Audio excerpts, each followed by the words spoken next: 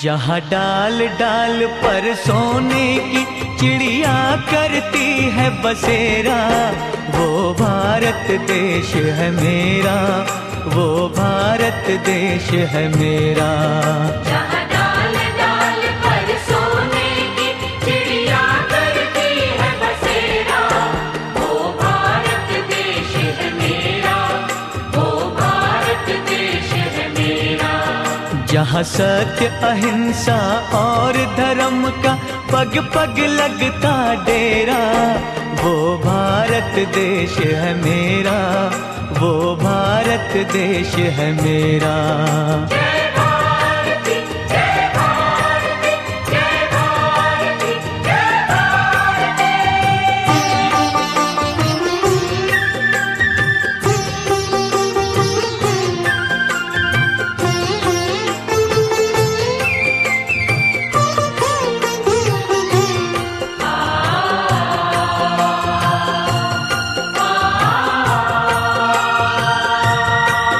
ये धरती वो जहाँ ऋषि मुनि जपते प्रभु नाम की माला,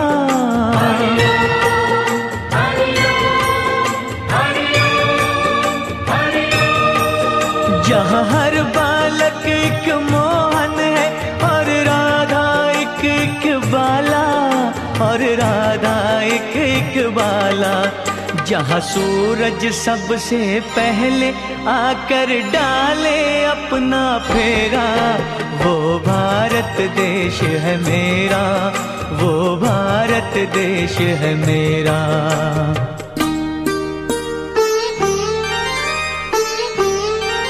जहाँ गंगा जमुना कृष्ण और कावेरी बहती जाए,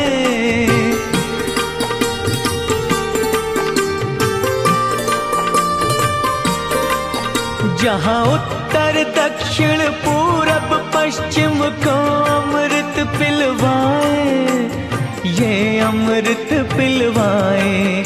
कहीं ये जल फल और फूल उगाए, केसर कहीं बिखेरा, वो भारत देश है मेरा, वो भारत देश है मेरा।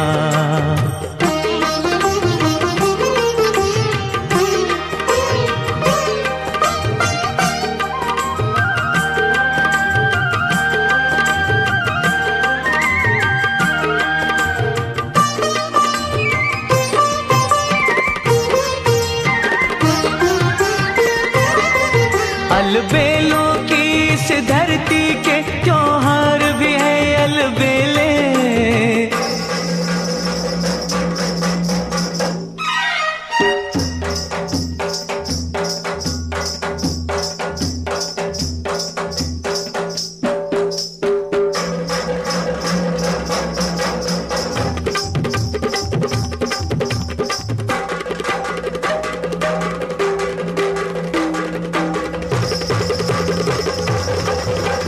कहीं दिवाली की जगमग है होली के कहीं मेले,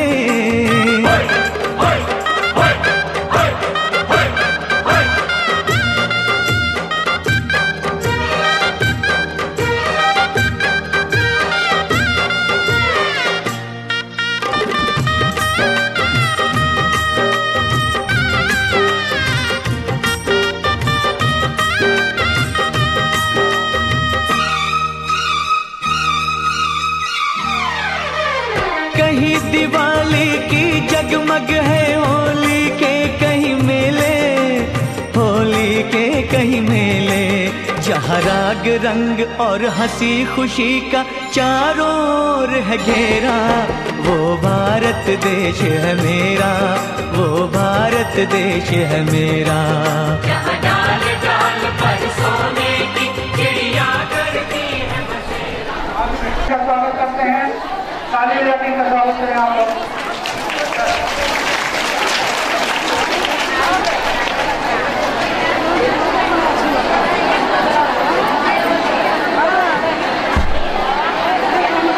सभी आशाओं की तरफ से हम अपने माननीय प्रधान जी का स्वागत करता हूँ और अपने मुख्य अधिकारी महोदय करता हूँ, उनका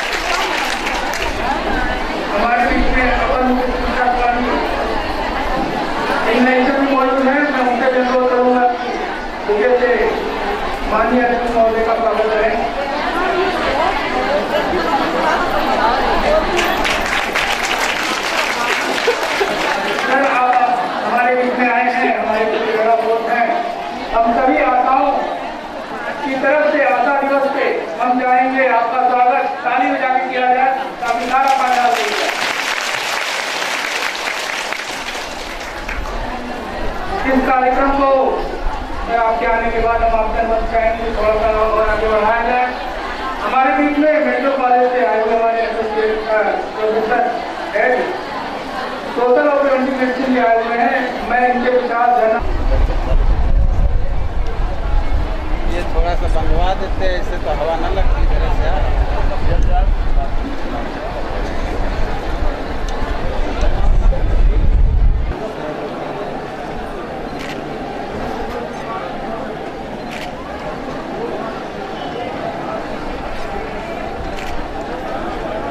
सीमो साहब की ले लीजिए, बस ये आ गई, बस सीमा जल गई थी तो बस मां सरस्वती के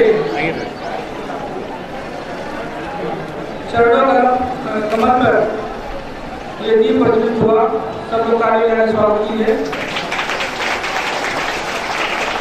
अपर मुख्य चिकित्सा अधिकारी doctor Chandra sir, doctor Yadav ji, medical college से हमारे डॉक्टर विशेषज्ञ deputy CMO doctor OP Gupta ji, doctor Sanjiram ji, माल्यार्पण किया जा रहा है माननीय आपका द्वारा कार्य है। मुख्य चिकित्सा अधिकारी महोदय द्वारा माल्यार्पण किया जा रहा है। हमारे बाद मेडिकल कॉलेज माल्यार्पण doctor Yadav UIPACMO, doctor OP Gupta ji, Satiram ji, हमारे DCM विष्णु जी माल्यार्पण करें।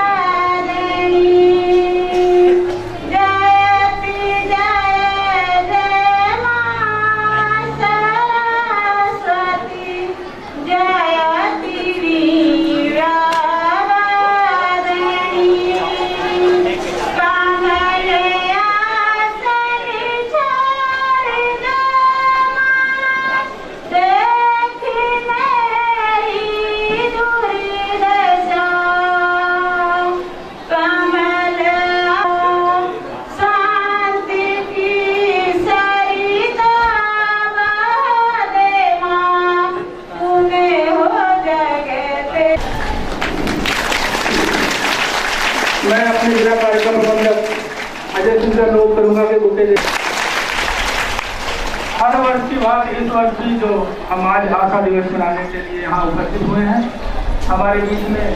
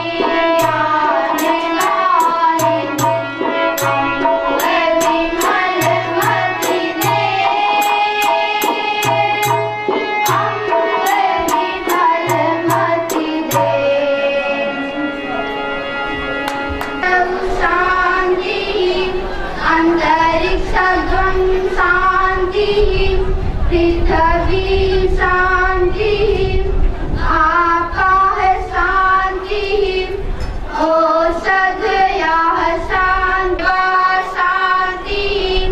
ब्रह्मा शान्तिः सर्वं शान्तिः शान्तिरेव शान्तिः सामा शान्तिरेधि ॐ शान्ति शान्ति शान्तिः।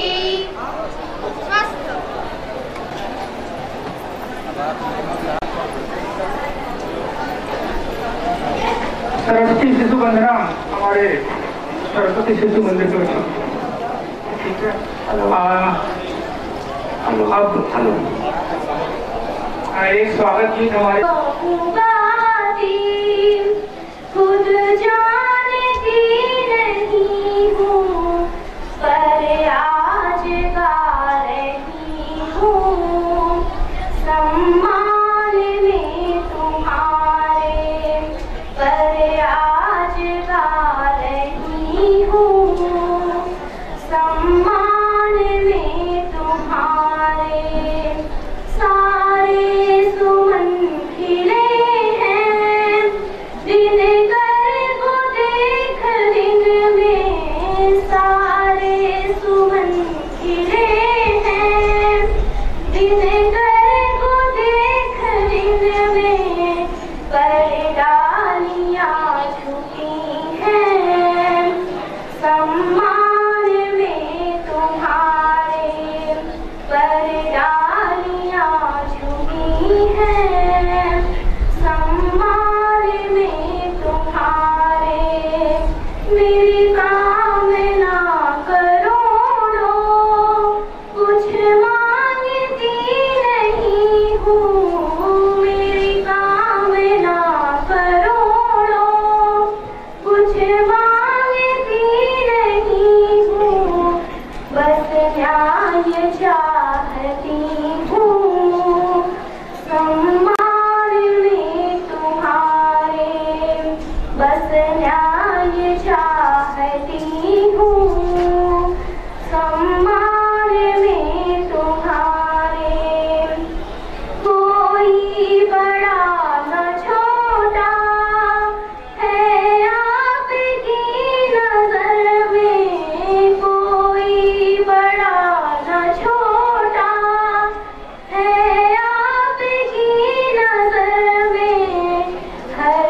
आदमी खड़ा है सम्मान में तुम्हारे हर आदमी खड़ा है सम्मान में तुम्हारे परवान जल रहे हैं दीपक की रोशिखा में परवान जल रहे हैं दीपक की रोशिखा में हम भी मरेंगे एक दिन सम्मान में तुम्हारे हम भी मरेंगे एक दिन सम्मान में तुम्हारे मैं गीत गवाऊंगी खुद जानती नहीं हूँ मैं गीत गवाऊंगी खुद जानती नहीं हूँ पर आज गा रही हूँ सम्मान में तुम्हारे पर आज गा रही हूँ सम्मान में तुम्हारे। हमारे मंच पर विराजमान हमारे मुख्य चिकित्साधिकारी जिला चिकित्सालय का भी मैं उनका हार्दिक स्वागत और अभिनंदन करता हूँ। हमारे बीच में मेडिकल कॉलेज के आए हुए एसोसिएट प्रोफेसर का मैं भी हार्दिक स्वागत करता हूँ। मंच पे उपस्थित हमारे वरिष्ठ पैथोलॉजी डॉक्टर क्षमाशंकर पांडे का मैं दिल से अभिनंदन और स्वागत करता हूँ और मंच पर विराजमान सभी सम्मानित पदाधिकारियों का मैं हार्दिक स्वागत अभिनंदन करता हूँ।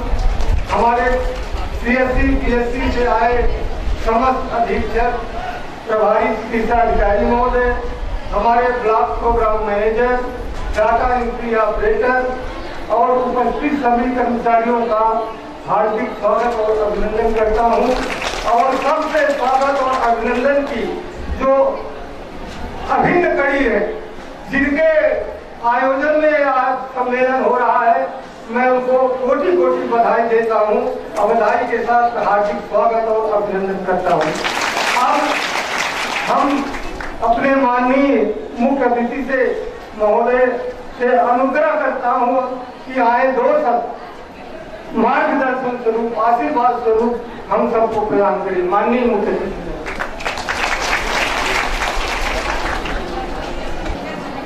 स्थापना दिवस समारोह की आयोजन करता जनपद अम्बेडकर नगर के मुख्य चिकित्सा अधिकारी के निरंतर प्रयासों के परिणाम के सापेक्ष आज हमारे बीच में सम्मानित आशा बहने संबंधित हमारे सभी विभागों के सम्मानित डॉक्टर, हमारे मेडिकल से शिक्षा अधिकारी, हमारे आए हुए स्वास्थ्य विभाग के हर स्तर के सम्मानित यूनिट के लोगों को मैं पहले अपने दिल की गहराइयों से उनको स्वतः बधाई इस बात के लिए देना चाहता हूँ कि आज आशा बहुओं की जो स्थापना दिवस मनाया जा रहा है, इसके पीछे मकसद क्या है। मैं धन्यवाद देना चाहता हूं अपने मुख्य चिकित्सा अधिकारी को, जो इतने बड़े पैमाने पर और पूरे जनपद से हमारी आशा बंगों को एकत्रित करके एक दूसरे से संवाद करने की प्रक्रिया को अपनाया। धन्यवाद के पात्र है। मैं धन्यवाद देना चाहता हूं अपने PSC और PSC के सभी नुमाइंदगी और डॉक्टर और प्रभारी महोदय को, जिन्होंने एक लिंक बना करके, कड़ी बना करके यहाँ पर सीखने और सिखाने का अवसर और जागरूकता का ये अवसर प्रदान किया। मैं धन्यवाद देना चाहता हूँ NGO को, जो NGO यहाँ पर आकर के पारदर्शिता और अपनी कर्मठता और निष्ठा के साथ इनकी अपनी अंतर की जो भावनाएं हैं, जो स्वास्थ्य के संबंध में इनकी जो जरूरतें हैं, उन जरूरतों को प्रत्यावेदित करते हुए इनको परिक्षेपण का जो कार्य करने जा रहे हैं, मैं धन्यवाद दूंगा। चूंकि हिंदुस्तान की धरती पर जो शिक्षा का प्रतीक माना गया है, वो मां सरस्वती को माना गया है, और स्वास्थ्य विभाग अपने जिंदगी के उस दहलीज पर चल करके आपसे भी जिस तरीके से सरस्वती आपसे 5 चीजों की अपेक्षा करती है, उसी तरीके से स्वास्थ्य विभाग भी आपसे 5 ही चीजों की अपेक्षा करता है। सरस्वती के हाथ में पुस्तक है जो इस बात की तरफ प्रेरणा देती है कि आपको अध्ययनशील होना पड़ेगा। उसके दूसरे हाथ में वीणा है जो इस बात की तरफ संकेत करती है कि आपको अपनी भावनाओं को उजागर करने में अपने आप को सक्षम और सबल बनाना होगा। और तीसरी चीज हंस की सवारी है। हंस एक ऐसा पक्षी है जो अपनी चोंच से दूध और पानी अलग कर देता है। आपको अच्छे और बुरे की पहचान करना होगा। और चौथी चीज उसका कमल का आसन है। कमल का फूल कीचड़ से, गंदे पानी से उबर करके अपनी सुंदरता का बोध कराता है। आपको अपने आचरण को ऐसा प्रदर्शित करना होगा कि सौम्य भी हो, सुंदर भी हो, सरल भी हो।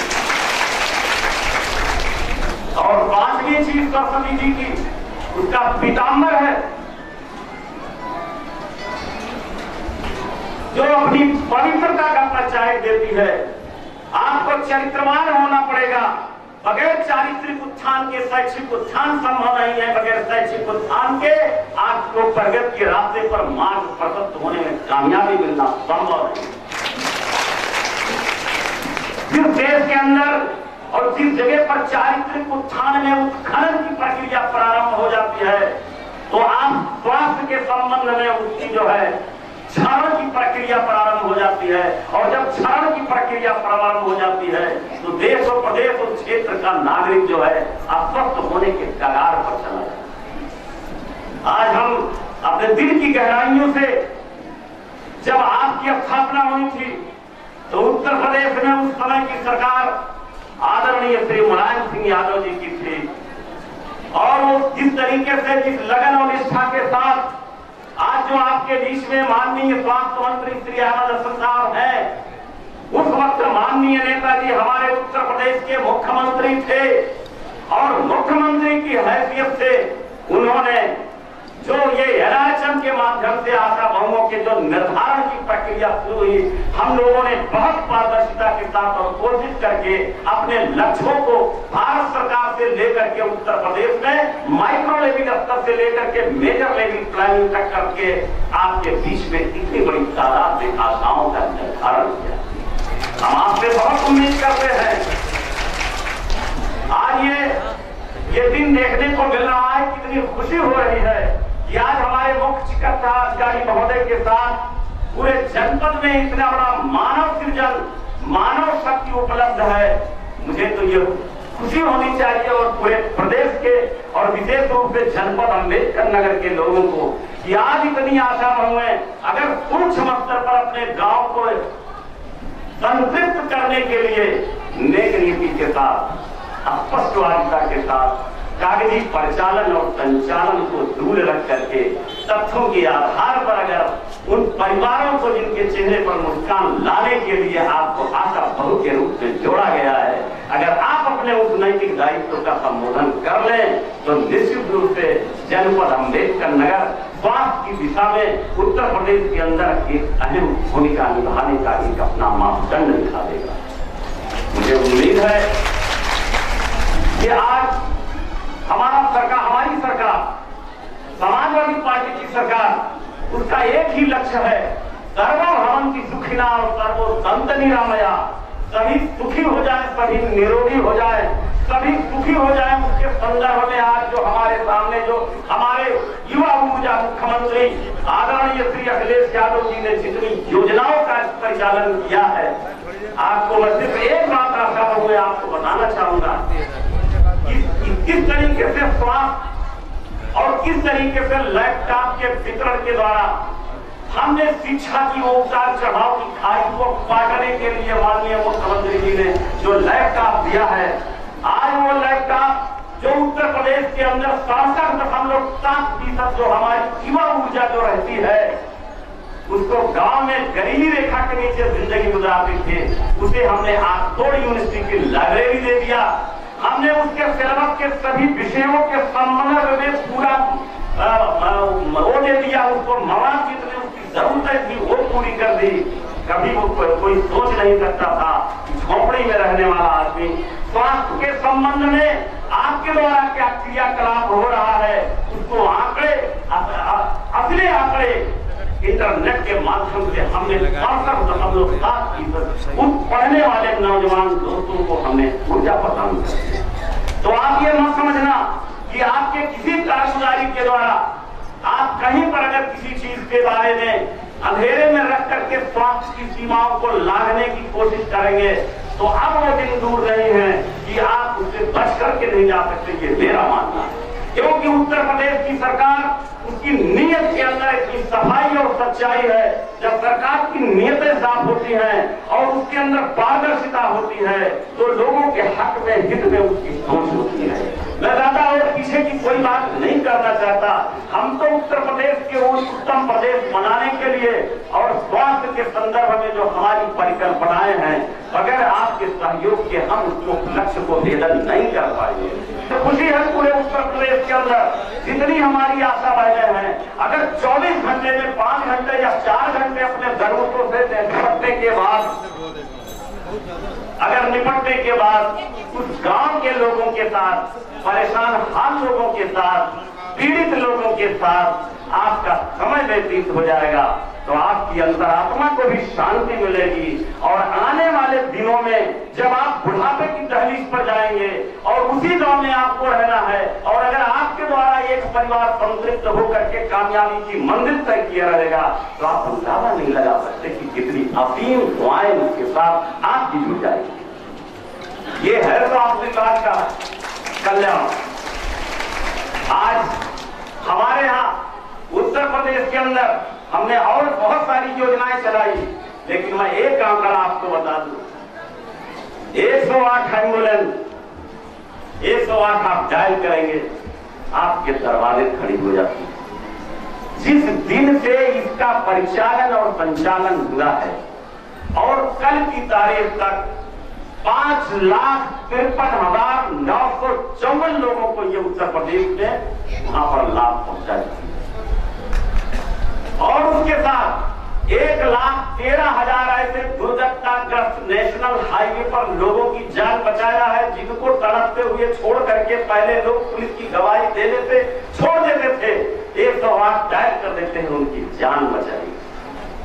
प्रजनन के संदर्भ में, प्रसूतिगिरी के संबंध में आपका तो इसकी अतुलनीय सेवा है जहां पर भी जितना हो सक रहा है, लेकिन आपको भी बड़ी ईमानदारी और सच्चाई के साथ आपको भागीदारी दिखाना पड़ेगा। मैं धन्यवाद देना चाहता हूं हम अपने जनपद के सभी समस्त सम्मानित डॉक्टर्स को। हम कभी कभी ये सोचते हैं कि कुछ लोग आशा बहुएं भी हम कभी पेपर में पढ़ लेते हैं, ये तो कितना अच्छा लगता है। आपको इस बात से स्पष्ट बात कहता हूँ, हमारे संवैधानिक प्रधानगण बैठे हुए हैं, बहुत सारे ऐसे लोग बैठे हुए हैं। सामाजिक भूमिका में सबसे बड़ी जिम्मेदारी पूरे दुनिया के अंदर किसी चीज की अगर है तो स्वास्थ्य की है। स्वास्थ्य की का परिकल्पना जो बनी हुई है, आप सोचिए कितनी बड़ी लंबी धनराशि हर स्तर पर खर्च की जा रही है और उसकी जो प्रोडक्टिविटी है, उसकी जो उत्पादकता है, उस धनराशि के उपयोग के सापेक्ष में ईमानदारी से इसका भी आप मूल्यांकन कर लेना, क्योंकि स्वास्थ्य विभाग के साथ ईमानदारी और सच्चाई और पारदर्शिता के मूल्यांकन में अगर कहीं पर कोई भी कुटिलता की भावना के साथ अगर कोई भी आदमी XYZ कोई भी किसी क्षेत्र का आदमी अगर इसमें रखेगा तो मैं दावे के साथ और बड़ी जिम्मेदारी के साथ कह सकता हूं, क्योंकि इस धरती पर रहने वाले हर धर्म संप्रदाय और वर्ग के लोग जिंदगी में दो जगह से जुड़े हुए हैं।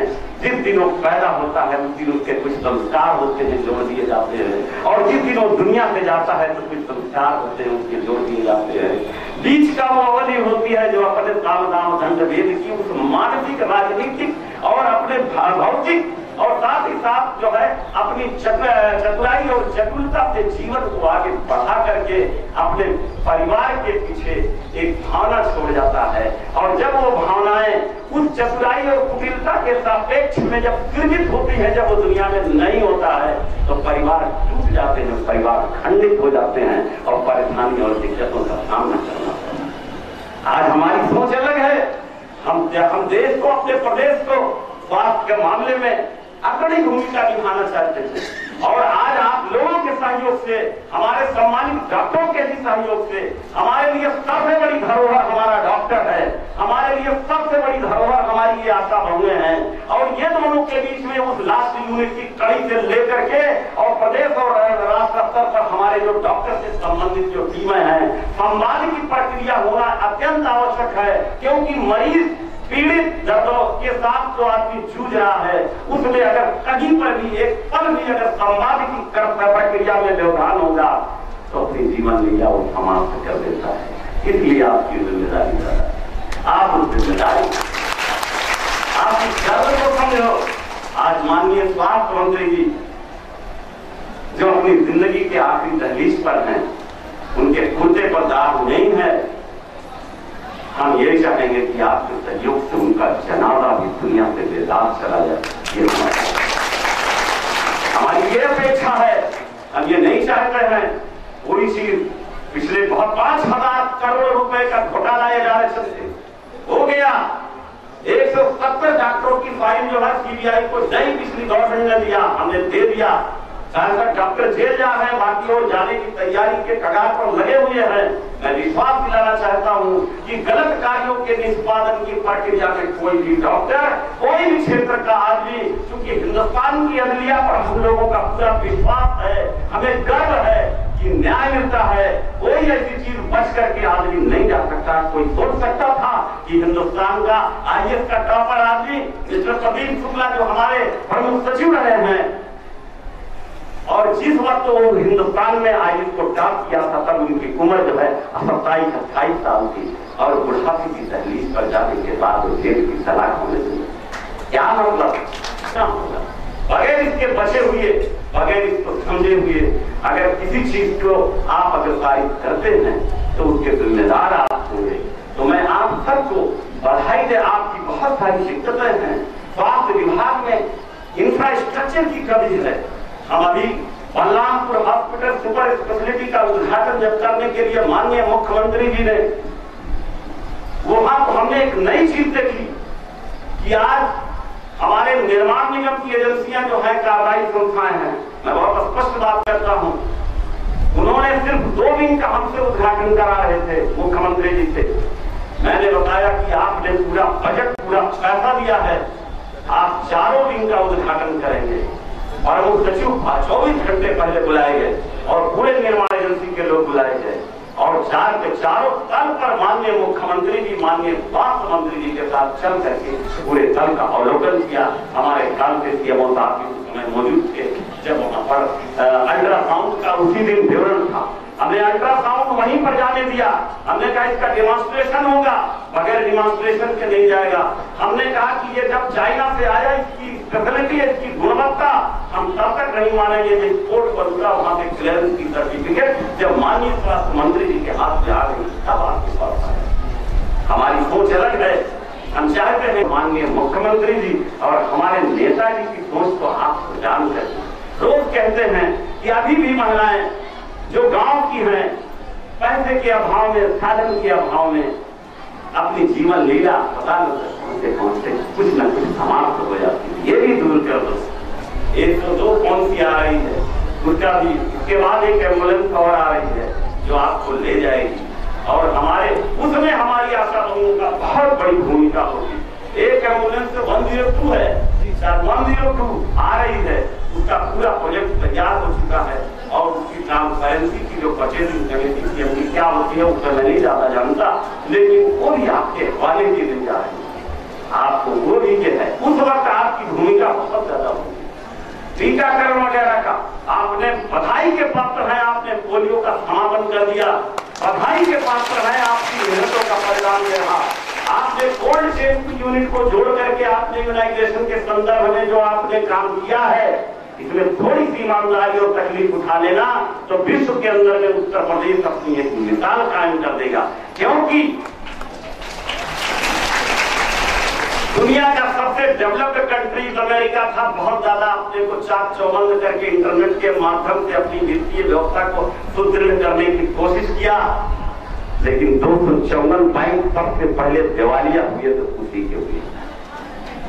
कारण क्या था?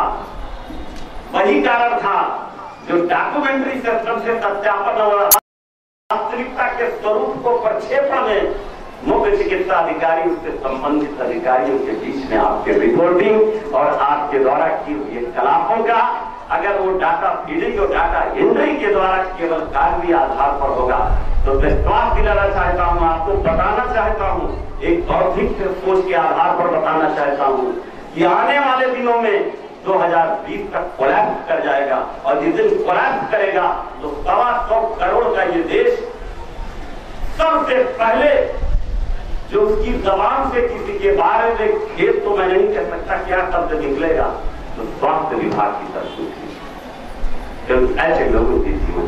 उत्तराखंड की वास्तविकता आपको थोड़ी सी बता हुआ क्या, इतनी कैबिनेट हमेशा भूस्खलन होता है पहाड़ गिरते हैं। सिर्फ चंद पैसों के चक्कर में जितनी गाड़ियों की एंट्री करनी थी वहां पर संबंधित जो अधिकारीगण लगाए गए थे, थोड़े से पैसों में उन्होंने डिप्लॉयमेंट ज्यादा गाड़ियों के यात्रियों को उन वैली के अंदर डाल दिया। अगर वो जो हमारा मानक बना था, अगर उस मानक के अनुरूप उन गाड़ियों को पैसे लेते गए अंदर करते चले गए, घाटियों में करते चले गए, थोड़े लोगों की जाने जाती। सोच लेना। कभी कभी ऐसा लगता है कि हर चीज बड़े नॉर्मल फंक्शन में बड़े चल रही है, गुड़ी गुड़ी में चल रही है, ऐसा बहुत ही सावधान रहना। आज इस स्थापना दिवस पर और विशेष रूप से आशा बहुओं की जो उम्मीदें हैं और उत्तर प्रदेश की सरकार आपसे जो उम्मीद करती है, हमारे जो जिले के मुख्य चिकित्सा अधिकारी और संबंधित डॉक्टर हैं, हमारे पूरे जगह पर आपका इंटरेक्शन नहीं कर सकते हैं, लेकिन कितनी खुशी की बात होती है। मैं तो माननीय स्वास्थ्य मंत्री जी से निवेदन करूंगा कि शीघ्र इसी तरीके से इसी जगह पर एक बार और बैठक हो, तो मेरे ख्याल से आज भी बहुत खुशी होगी, क्योंकि आपका दर्द भी वो सुनेंगे, आपकी पीड़ा को भी वो सुनेंगे और आपसे उम्मीद भी करेंगे।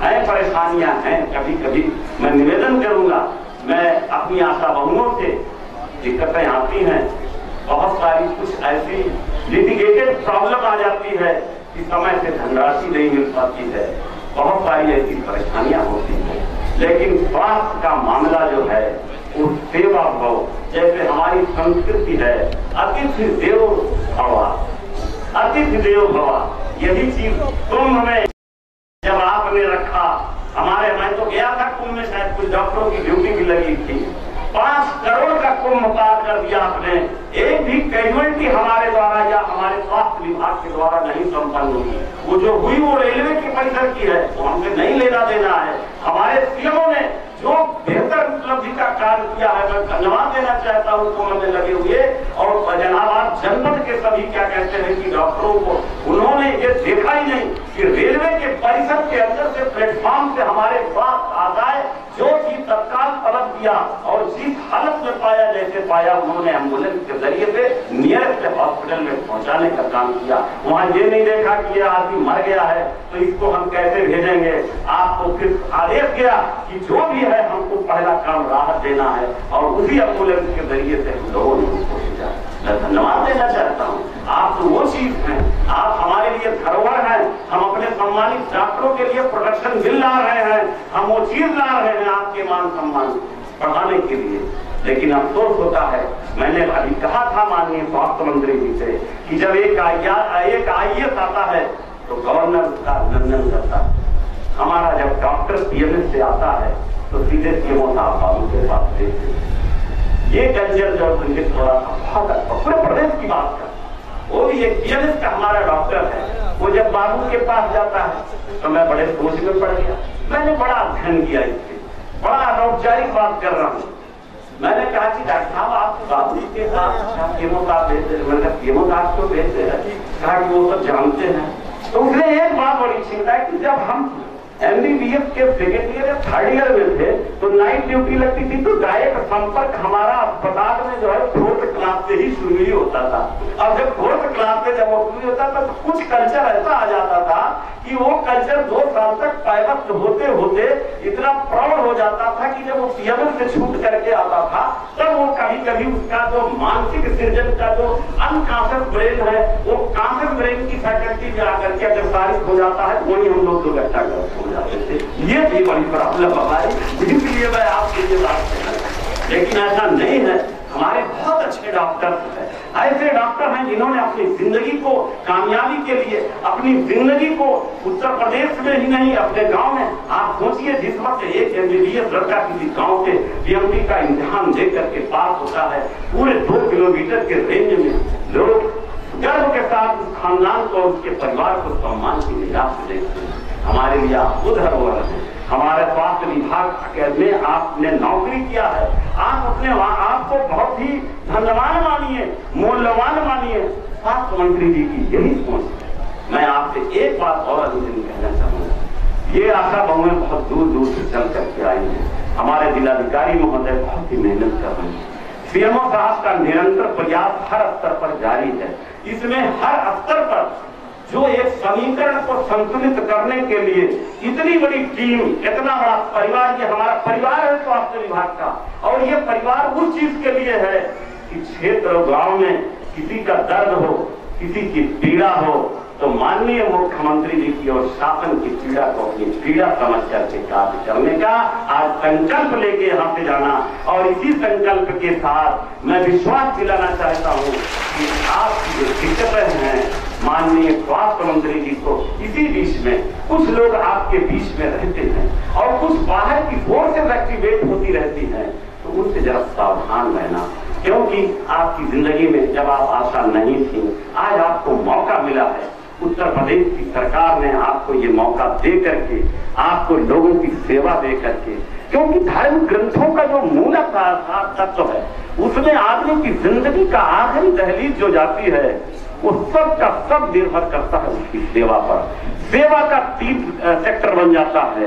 एक सेवा जो होती है वो भौतिकता के आधार पर रेगुलेट करती है, और एक सेवा वो होती है जो शारीरिक रूप से दूसरे को मदद करने की होती है।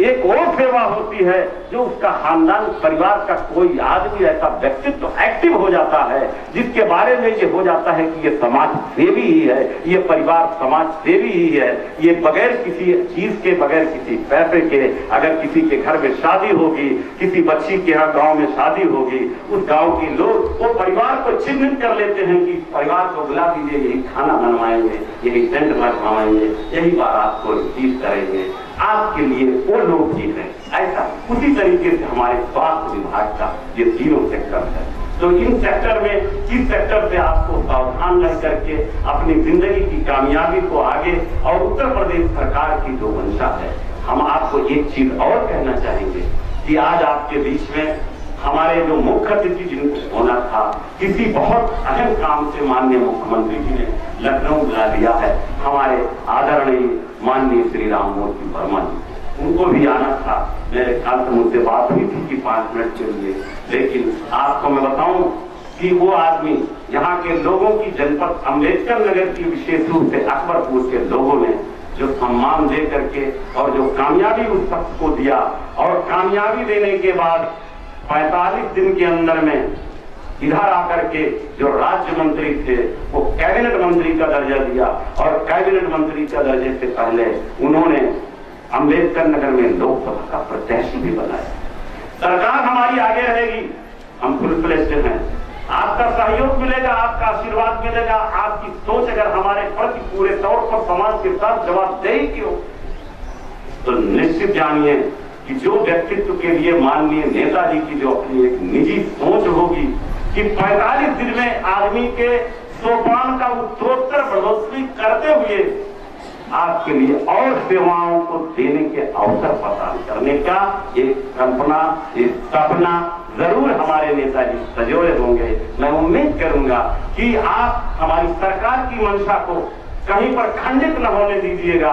हमारे विचार, हमारी सरकार की जो सोच है, आवाम के लिए सोच है, हम ठगने के लिए नहीं आए हैं, हम किसी चीज को भरम में आपको पैदा करने के लिए नहीं आए हैं, हम उन गरीबों और आवाम लोगों को, परेशान लोगों को राहत देने के लिए आवाम ने हमको भेजा है। और आपकी वैधानिक जिम्मेदारी ये है कि शासन की मंशा के अनुरूप आप इस बात का कमिटमेंट देवें, आपका परिचालन और संचालन और प्रक्षेपण में ऐसा मैसेज पास हो है कि जिससे सरकार के प्रति लोगों की जो आशाएं हैं वो पूर्ति की तरफ आगे बढ़ते जाएं। इन्हीं बातों के साथ मैं पुनः अपने दिल की गहराइयों से सबसे पहले मैं अपनी ये आशा बहनों को बधाई देना चाहता हूं इस संकल्प के साथ कि स्थापना दिवस का ये दिन, जो बीच में पीछे आपसे कुछ गलतियां अगर हुई हो तो क्षमा याचना कर लेना एक दूसरे से। और दूसरा संकल्प कि जिस चीज के लिए और जिस लक्ष्यों को निर्धारित करने के लिए आपको ये दायित्व सौंपा गया है, उस दायित्व के निर्वहन में अपनी निष्ठता को कहीं पर खंडित न होने देना। धन्यवाद, शुक्रिया, खुदा। हम ये कह सकते हैं मेडिकल कॉलेज में रहते हुए कि बहुत सारे ऐसे बच्चों को बचाया जा सका है, और जिसके सिर्फ और सिर्फ जिम्मेदार आप हैं। आपकी वजह से ये कई नवजात जाने और कई माओं की जाने बची हैं। बस उसमें मैं बस इतना एक चीज और जोड़ना चाहूंगा कि हर कोई, चाहे वो हम हो चाहे आप हो, हर कोई सारी उम्र सीखता रहता है, चीजें बदलती रहती हैं। आप अगर अपनी चीजों में सीखेंगे और सीखने के लिए इच्छुक रहते हैं तो हम आपको ये भरोसा दिला सकते हैं कि आने वाले समयों में आप और बहुत सारी जानें बचा सकते हैं। बस इसी के साथ मैं अपना वाक्य खत्म करना चाहूँगा। धन्यवाद सर, और महत्वपूर्ण भी है। इस क्रम में मैं अपने मुख्य चिकित्सा अधिकारी महोदय से अनुरोध करूँगा कि हमारे विभिन्न विभाग के द्वारा एक प्रदर्शनी लगाई गई है, मान्य को अवलोकन जरूर कराएं ताकि कुछ और भी हम लोग को मार्गदर्शन दिखाने के बाद हो सके। तब तक ये कार्यक्रम जारी रहेगा। हम सभी लोगों से अनुरोध करेंगे खड़े होकर मान्य का स्वागत करते हुए इन्हें अवलोकन के लिए जाने दें।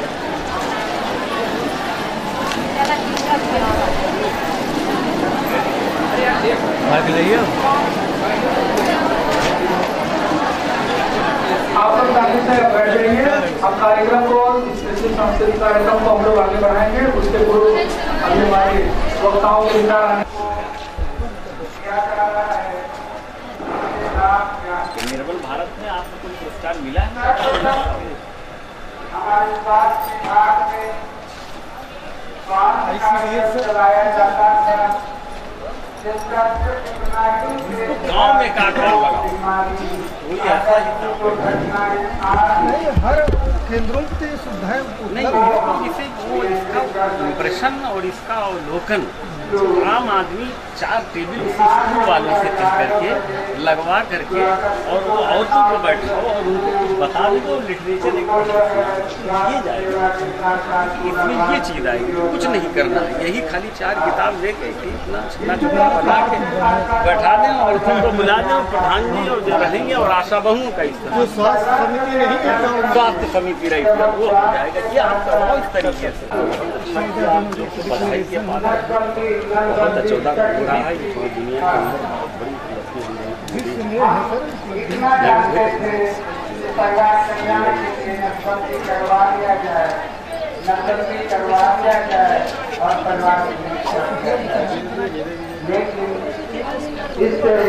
बहुत ही ज़्यादा प्रभावी लाभ नहीं प्राप्त हुआ और ये कार्यक्रम आगे चलके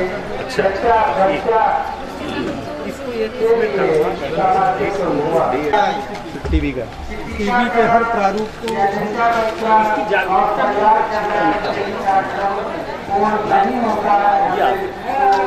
टीवी का जब तक है आज हमने जो असेसमेंट किया है कि 2000 की आबादी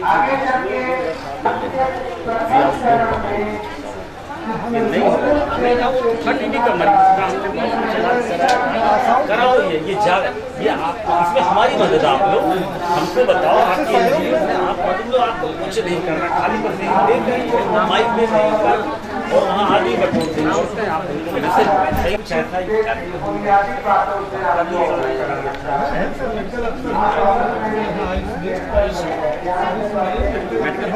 नहीं। एक जैसे गाजियाबाद और नोएडा में भी वो किया था इस डॉक्टर का सम्मेलन, और यहाँ नहीं, ये बस ऐसे ही छोटी जगह छोटी लोग तो जाति तो हम लोग देखते रहते हैं तो गाँव में चलती है जोड़ तो रहेंगे, आप ध्यान नहीं देंगे।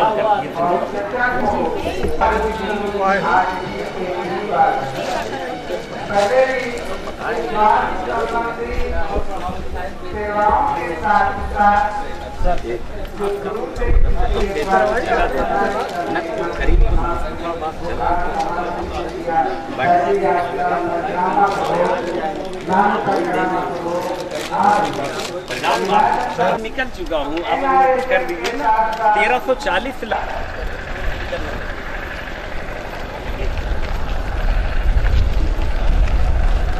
अगर आप नहीं पढ़ेंगे तो आप अच्छा कितनी आशाएं हैं जो अपने बच्चों को पढ़ाती हैं। Very good. ये है एक दूसरे किसी एक राज्य में एक कार्यक्रम हुआ था, उसमें आशा का पढ़ने का भी बात हुई थी। कुछ आशा है हमारी जो 8वीं पास है, उनको कहा गया था कि हम 10th तक आप पढ़ेंगे तो हम आपका खर्चा उठाएंगे परीक्षा का। जो 10th स्टेप है आपके लिए, सबके लिए खुशखबरी ये है कि शासन ने और गवर्नमेंट ऑफ इंडिया ने आपके बारे में भी सोचते हैं। ऐसा नहीं है कि आपके बारे में नहीं सोचते हैं। जैसे आशा को, ये आंगनवाड़ी जो कार्यकर्ती है, इनको एक लमसम सैलरी दी जाती है वो आपको भी अति शीघ्र मिलने वाली है। बस आप भगवान से यही दुआ करिएगा कि ये सही से हो जाए और अति शीघ्र ये लागू हो जाए।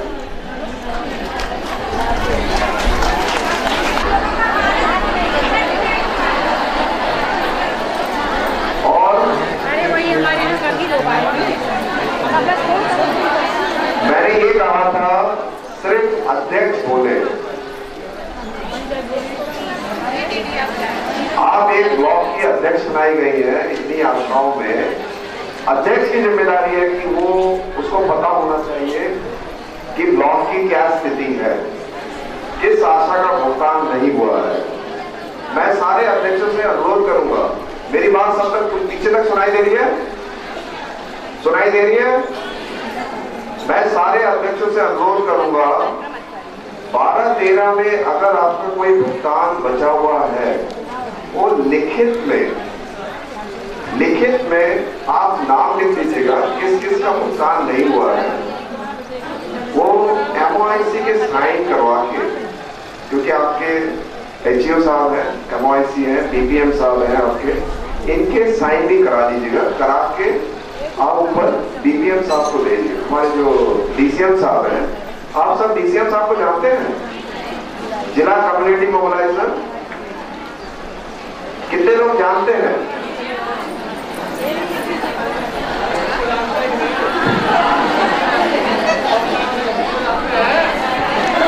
वही DCM हूँ भाई।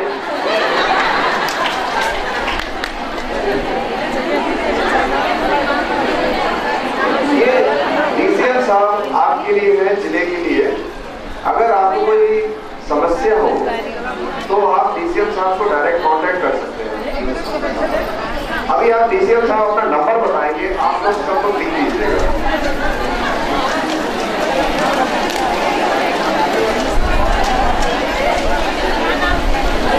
नंबर लिख लीजिए और यहाँ समय नहीं है। 8005, ठीक है ना? 19 8 0 0 5 1 9 3 1 6 9। आप लोग अपनी अपनी रेशियो से ले लीजिएगा नंबर, ठीक है? अभी नोट करें।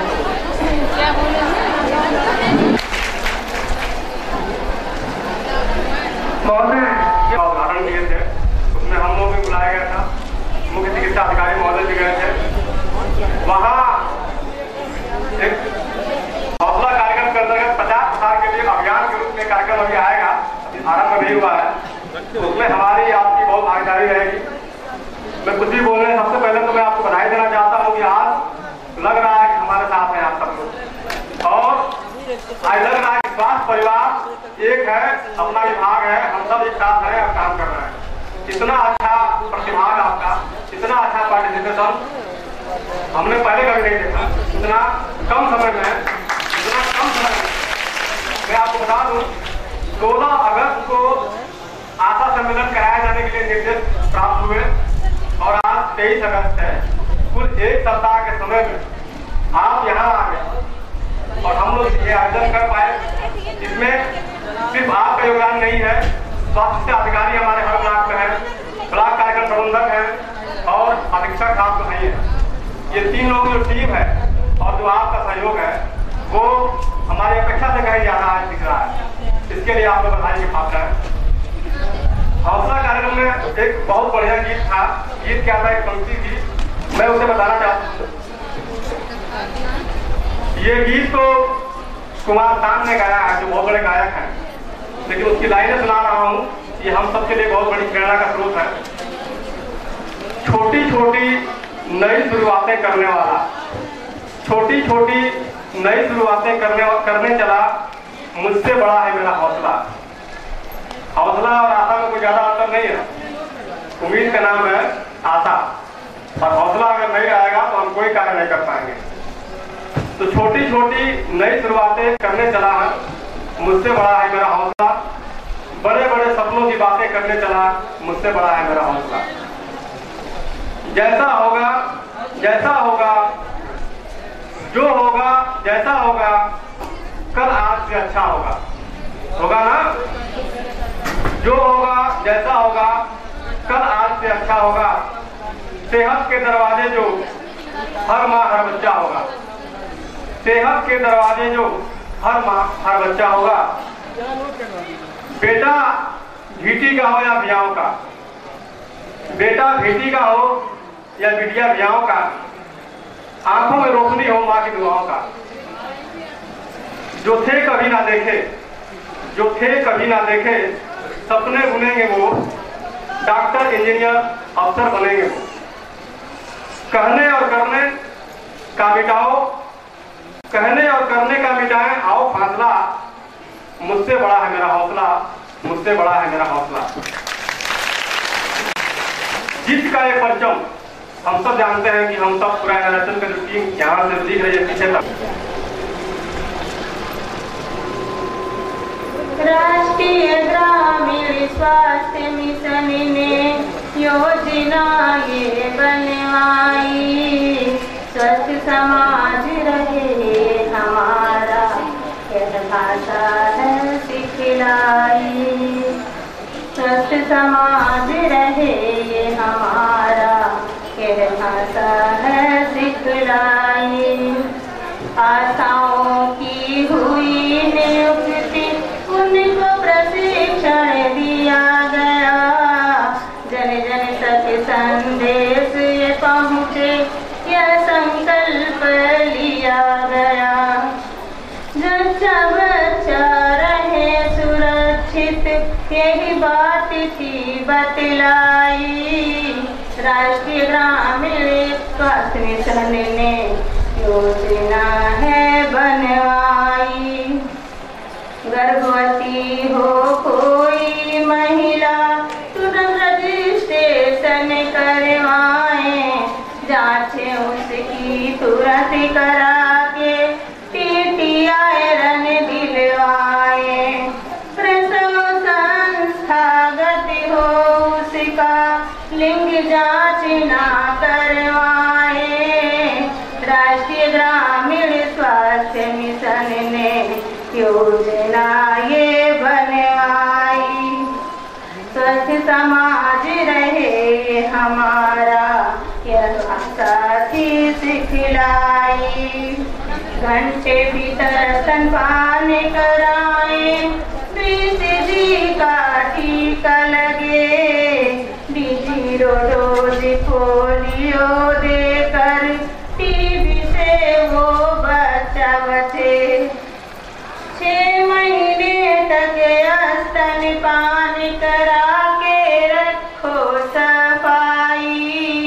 राष्ट्रीय ग्रामीण स्वास्थ्य मिशन ने योजना ये बनवाई।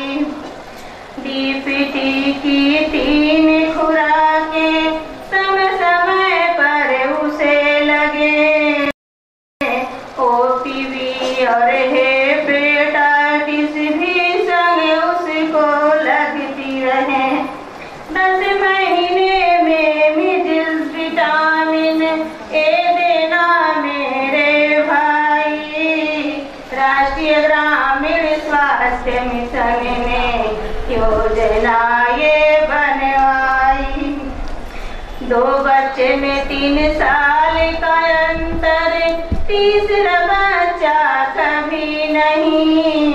फिर परिवार नियोजित रखना, नसबंदी सबसे है सही। 2 बच्चों में 3 साल का अंतर, तीसरा बच्चा कभी नहीं। फिर परिवार नियोजित रखना, नसबंदी सबसे है सही। छोटा परिवार सुरक्षित रहता, मेरी बात है फलदायी। राष्ट्रीय ग्रामीण स्वास्थ्य मिशन ने योजना ये बनवाई। जनसंख्या पर करे नियंत्रण ये बातें मेरी माने, इस आफत से बचे रहे तो खुशी रहेंगे ये जाने। जनसंख्या पर करे नियंत्रण ये बातें मेरी माने, इस आफत से बचे रहे तो खुशी रहेंगे ये जाने। जनसंख्या के बढ़ने से ही बढ़ती जाए महंगाई, राष्ट्रीय ग्रामीण स्वास्थ्य मिशन ने योजना ये बनवाई। ब्लॉक मेरा भीटी में पड़ता सरिता पांडे नाम है, गलती मेरी माफ कर देना, आप तो बड़े महान हैं। छोटा सा ये गीत बनाकर आप तलक है पहुंचाई, वेतन और मानदेय नहीं है यह चिंता है दुखदाई। ग्रामीण स्वास्थ्य मिशन ने योजना है बनवाई, स्वस्थ समाज रहे ये हमारा यह भाषा है। मेरे फोन डालो हमको, तुम किसी को भेजो हम चले जाएंगे। उसके बाद एक ऐसा दिन आया किसी को बहुत दर्द होने लगा और 1 बजे रात, उसके बाद ये होगा कि हमने डायल किया, तुरंत गाड़ी आई और आज भी अगर आप भी चले जाएं तो वो बता देंगे कि हाँ उन्होंने हमारी डिलीवरी करा दी है और अभी तक कुछ है और समय समय पर टीकाकरण करवाती है, सारे कार्य करती है। और इसीलिए उसका हमको तो जाना नहीं पड़ता, गाँव में पहले से उसका देती है चला टीका लगाओ, चला जाँच करवाओ, इतना उसको सहारा नहीं मिला है तो हमारी प्रशंसा करते हैं, चाहते हैं कि आप लोग और हम कहते हैं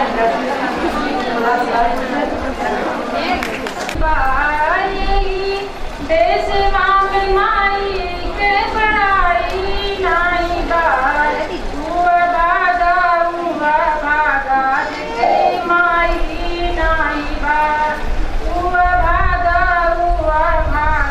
जिसके माई नाई बार। बचपन में माई हमके दूधवा पियावेलू, बचपन में माई हमके दूधवा पियावेलू, दूधवा पियावेलू माई स्वस्थ बनवेलू, रोगवा से लड़ने खातिर क्षमता बनवेलू। माई तोरे दूधवाई सन, माई तोरे दूधवाई सन, कौनो मलाई नाई बार, हुआ भागा जितने माई नाई बार। यही देश सेवा में माई कर पढ़ाई नाई बार, यही देश सेवा में माई कर पढ़ाई नाई बार। हुआ भागा जितने माई नाई बार। बचपन में माई हमके अचरा से ओढ़वेलू, बचपन में माई हमके अचरा से ओढ़वेलू। माई तुहरे अचरा ऐसन, माई तुहरे अचरा ऐसन, कौनो रजाई नाई बार। हुआ भागा जितने माई नाई बार, हुआ भागा जितने माई नाई बार। देशवा में माई के बड़ाई नाई बार। आदरणीय अध्यक्ष महोदय, दूर दूर के आए हुए सभी अतिथियों, सबको मेरा नमस्कार। मैं एक छोटा सा दहेज गीत गाना चाहती हूँ, जो कुछ त्रुटियाँ होगी उसे क्षमा करना।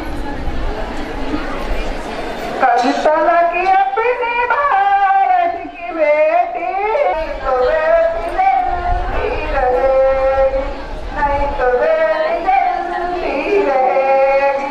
जिसके घर में चालू आए, जिसके घर में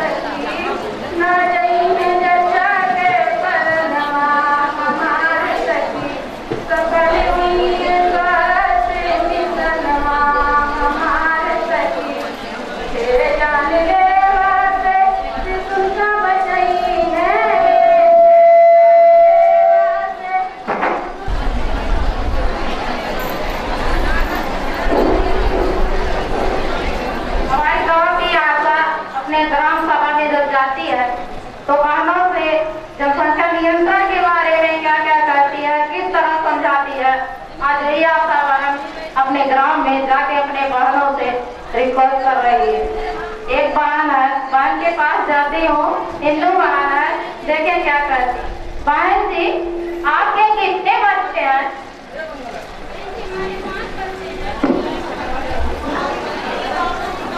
हेलो बहन जी आपके कितने बच्चे हैं? बहन जी हमारे 5 बच्चे हैं। बाप रे बाप 5 बच्चे हैं। ऐसा कोई और नियंत्रण चीज अपनाती हो कि और चाहती हो, इसी पे या तो बंदी करवा लो। अभी तक मैं बार बार काम आती थी, पूछती थी, लेकिन को बार आप नहीं कहीं आप और बच्चा चाहती हैं? नहीं नहीं बहन जी अभी हमारी सास जी जो हमको मना करती है और बच्चे उनको और चाहिए। 5 बच्चे हैं फिर भी भैया और बच्चे चाहिए। हाँ और बच्चे मांगते। बहन जी हमारे अस्पताल में बड़ी अच्छी अच्छी योजनाएं आई है और फिर कम बच्चे पैदा करें। अब 5 बच्चे तो ऐसे आप ज्यादा हो गए हैं और बच्चे क्या कर रही हैं, चल के अभी से जाइए वहाँ के चल के नसबंदी करवा देते हैं। नहीं नहीं बहन जी हमारी सासू जी जो है वो ऑपरेशन करवाना मना करती है, कहती है हमारे घर में सूट नहीं करता है, नहीं सहता है। बच्चा पैदा करना सूट करता है, चाहे उसको खिला पाए, पढ़ा लिखा पाए चाहे ना पाए, लेकिन नसबंदी करवाना आपको सूट नहीं करता। नसबंदी नहीं करवा सकती तो प्रॉपर्टी वगैरह कंडोम तमाम योजनाएं तमाम चीजें हैं जो जिससे आप बच्चे को बंद कर सकती है, किसी चीज को से आप बंदी करा सकती हैं, लेकिन आप बच्चा मत पैदा करिए। बहन जी वो कहती हैं बच्चे को खिलाती है और दिन भर देखती हूँ मैं और तुम तो बर्तन मारती और खाना बनाती और फिर भी बच्चे से घबराती हो। साफ करवाना दूसरा था, साफ नहीं समझेगी क्योंकि पढ़ी लिखी नहीं थी। आप तो जानना जागरूक है, आप तो समझिए, तो हम तो कल के लिए मर जाएंगी तो देखना तो आप ही को पड़ेगा, सारी चीज आप ही को करना पड़ेगा। इसलिए आप दोनों का अपने साथ से अपने पति से समझा बुझा के और करके बहन जी नसबंदी करवा लेती है। अच्छा ठीक है बहन जी हम अपने पति से इसका जरूर वो करेंगे, पूछेंगे मुझसे नसबंदी करवाने के लिए। ठीक है ये बहन जी तो किसी तरह मान गई बानो। अब चलते ये हमारी मोहनता बहन जी है, वो क्या करती है बहन जी।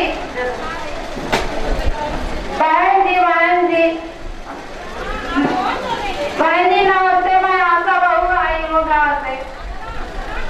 वालेकुम सलाम बहन जी, और ठीक ठाक है? हम एकदम ठीक है, अपना ठीक है? ठीक है बहन जी, हम सोचे अपने गाँव में चले, थोड़ा गाँव वालों का हाल चाल ले कि क्या दशा है, ठीक ठाक है सब लोग की नहीं। अच्छा बहन जी ये बताइए कि आपके बच्चे कितने हैं?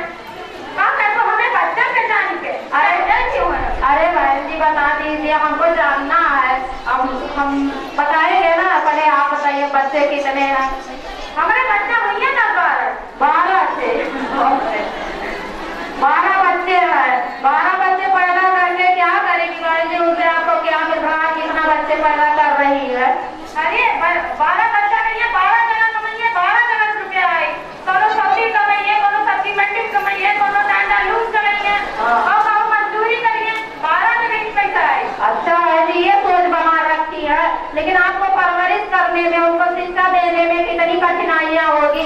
और आप अच्छा शिक्षा देंगी, अब छोटे बच्चे रहेंगे, 2 बच्चे रहेंगे, कम बच्चे रहेंगे तो आप अच्छी शिक्षा दे ले जाएंगे। और अपने भारत का बच्चा हम सऊदी अरब और लंदन के भेजे अपने अपने भारत में ही पढ़ा लिखा के अपने भारत का कामयाबी बने और पढ़ लिख के बच्चा अच्छा बनेगा, डीएम बनेगा, अधिकारी बनेगा, वैज्ञानिक बनेगा। और हम ये सोच बना रखे बहन जी कि अपने भारत का बच्चा विदेश क्यों भेजे, जाके वहाँ देखते हैं कितना लोग उंडा नहीं चलाते हैं, वहाँ कहते हैं अरे हमारे भैया सऊदी है ऐसी सोच मत बनाइए बहन जी, बच्चे के लिए परेशानी होती है। मैं कहती हूँ चल के आप नसबंदी करवा लीजिए। अरे नसबंदी नसबंदी तो हमने कुरान में यानी कि पाप माना गया है। यह देखो बहन जी, नसबंदी कुरान में पाप माना गया है, बच्चा पर लाइन लगाए हैं वो नहीं पाप है।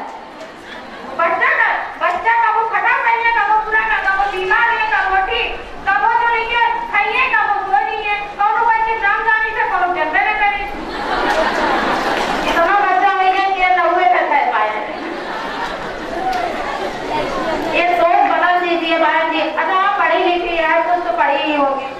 कहाँ पढ़े है 2-3 किताब, तो 2-3 किताब तक सोचिए तबे तो हार हुआ। 2-3 किताब तक पढ़े हो फिर भी आदमी देख के काम करता है। बगल वाली बहन जी देखिए उनके 2 बच्चे हैं, कितने ढंग से परवरिश कर रही हैं, विदेश पढ़ा रही है, अच्छे स्कूल में पढ़ा रही है, अच्छा पहन रहा, अच्छा खा रहा। और ये सब देख के आपको ये नहीं लगता कि मैं कम बच्चा पैदा की होती तो मैं भी इसी तरह परवरिश करती। हाँ भाई तो ठीक है, तो कहाँ करो बगल वाली बड़ी मेंटेन से रही। हम देखी थे रोज लेकिन कहाँ करी अपना बच्चा होगी तब तो फिर दोबारा ऐसा ना गलती न करे किसी बच्चा इसमें। तो अभी से चल के बहन जी जागिए और चल के अस्पताल में ऑपरेशन करवा लीजिए। इतनी बढ़िया योजना आई है, पैसा भी मिल रहा है 600 रुपया। ना सास से मांगने की जरूरत, ना पति से मांगने की जरूरत, अपने खान पान करके अपने शरीर को बना लीजिए। और ज्यादा बच्चा रहेंगे तो आखिरी में क्या कहोगी, देख देख के कोई पछताओगी और क्या कहोगी, दिल की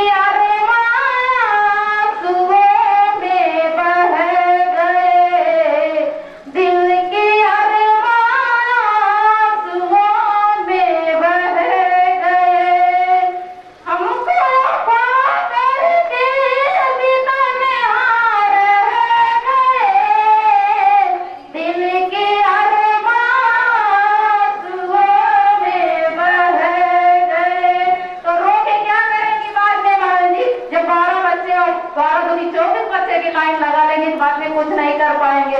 और जो 2 बच्चे पैदा करके बहन जी मेंटेन की है और पढ़ा लिखा के अच्छा अधिकारी बना ले जाएंगे, वैज्ञानिक बना ले जाएंगे, तो यही कहेंगी और मन ही मन गुनगुना उठाएंगे कि मेरी उम्र भर की कमाई सारी सफल हो गई आज, कि मेरे बच्चे आज पढ़ लिख के बहुत बड़े अधिकारी हो गए। और वो क्या कहेंगे कि दिल्ली की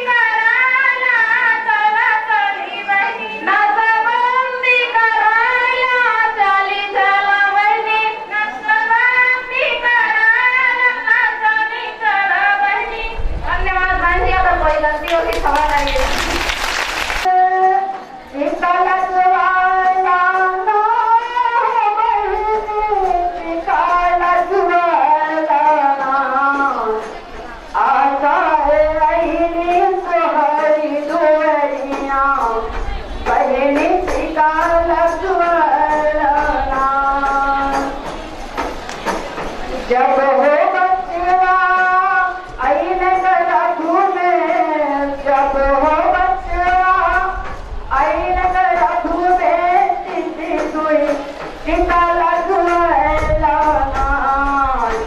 बच्ची है टीके लचके बीमारिया से, वही टीका लगवाना, बच्ची है टीका लचके बीमारिया से, वही तोहर उलना,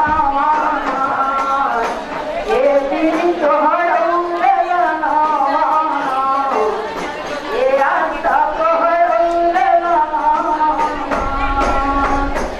आशा आईने तोहरी दुवरिया, पहली ठिकाना सुहाना,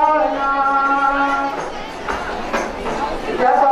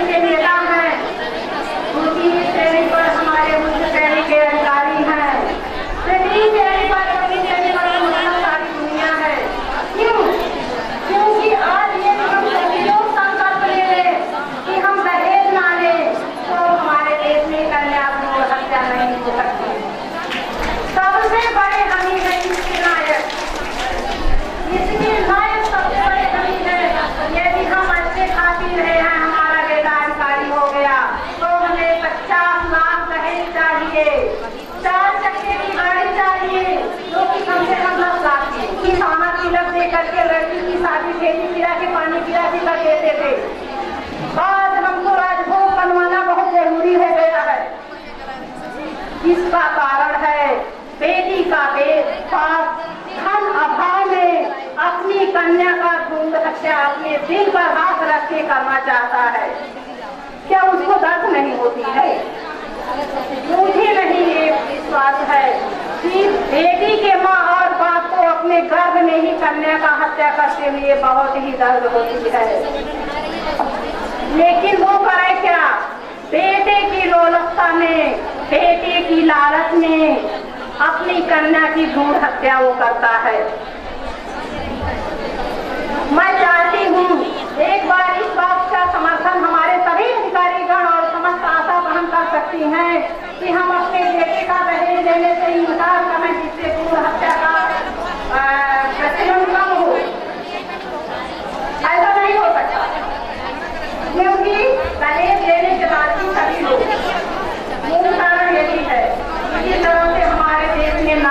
के प्रति दुर्व्यवहार होता चला आ रहा है।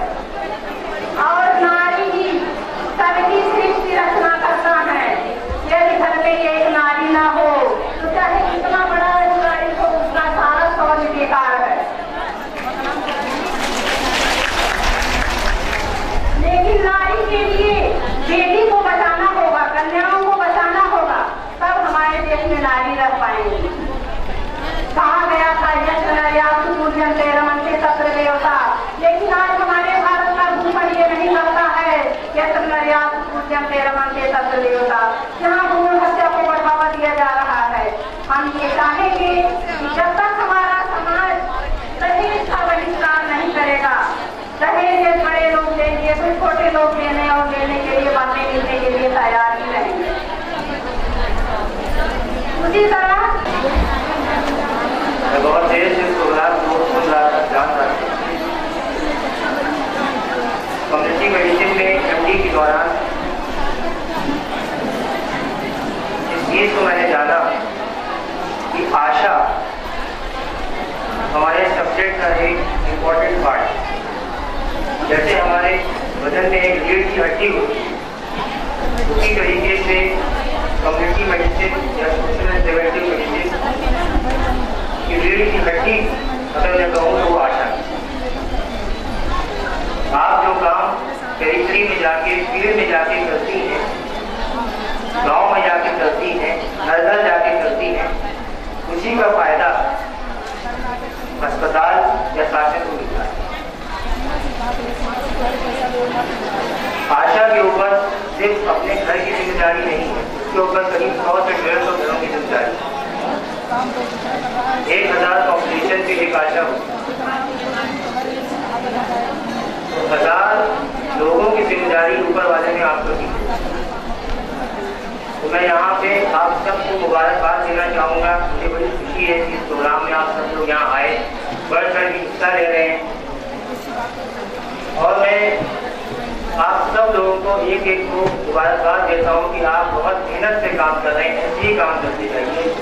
और मुझे पूरी उम्मीद है कि ऊपर वाला आपकी जो मेहनत है, जो आपके अच्छे कर्म है, जो आप कर रहे हैं अपने काम के प्रति, उसका नतीजा आपको देगा और आपके आने वाले बच्चों को।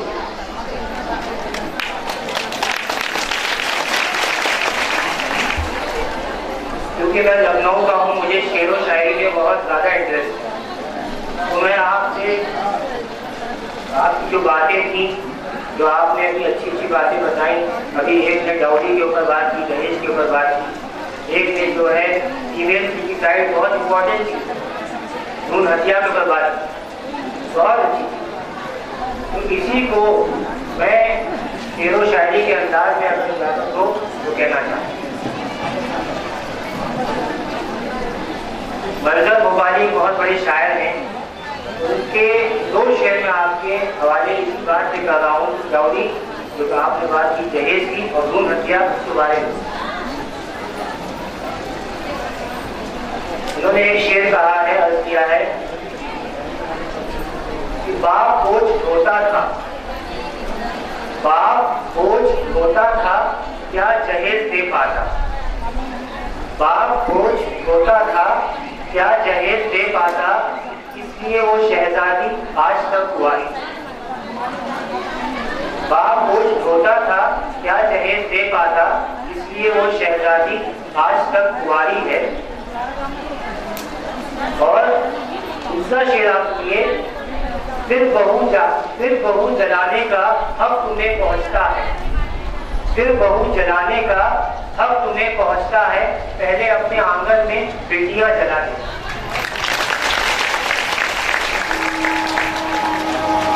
फिर बहू जलाने का हक तुम्हें पहुंचता है, पहले अपने आंगन में बेटियां जला दे।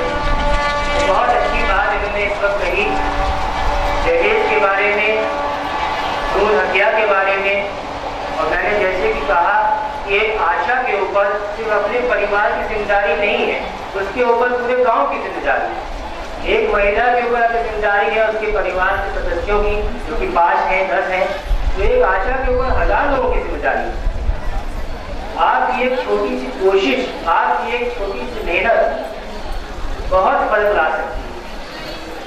बच्चा जब दुनिया में आता है, एक नवजात शिशु, आपने अगर ये ठान लिया कि हम माँ को जानकारी देंगे और उसको इस बात के लिए जानकारी देंगे कि माँ का पहला दूध, जिसको हम कोलेस्ट्रॉल कहते हैं, वो बच्चे के लिए अमृत समान है, बच्चे के लिए पहला टीका है।